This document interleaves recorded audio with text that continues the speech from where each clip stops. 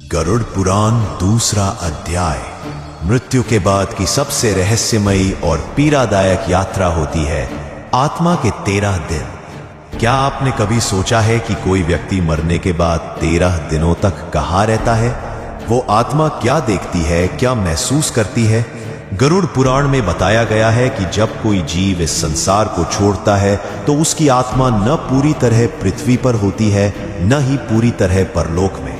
वो एक विचलित अवस्था में होती है, जहां हर दिन एक नया अनुभव, एक नई सजा, एक नया एहसास उसके सामने आता है।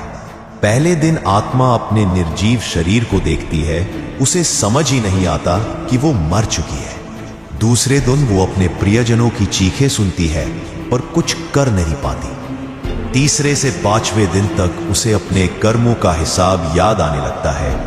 वो हर उस पल को दोबारा जीती है जहां उसने किसी का दिल दुखाया था। 6ठे से 9वें दिन तक यमदूत उसके चारों ओर घूमते हैं और आत्मा भय, ग्लानि और अकेलेपन से कांपती है। और फिर 10वें से 13वें दिन आत्मा को यमलोक के द्वार की झलक मिलने लगती है। गरुड़ पुराण कहता है 13वें दिन यमदूत आत्मा को लेकर जाते हैं एक ऐसे स्थान पर जहां उसके अच्छे बुरे कर्मों का न्याय होता है। शास्त्रों में कहा गया है 13 दिने मृतस्य प्रायश्चित्तम विधीयते अथ यापि यमक्षेत्रम पाप कर्म विभूतये। अर्थात 13वें दिन आत्मा को न्याय की ओर भेजा जाता है, जहां उसके पाप पुण्य का पूरा लेखा जोखा सामने रखा जाता है।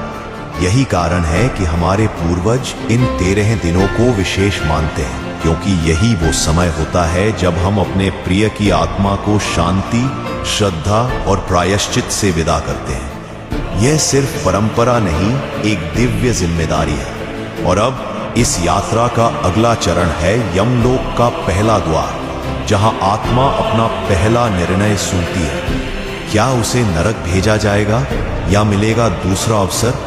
जानने के लिए जुड़े रहिए अगले अध्याय में। और अगर आपने इस रहस्यमयी यात्रा को अब तक महसूस किया है तो इस ज्ञान को जरूर आगे बढ़ाएं।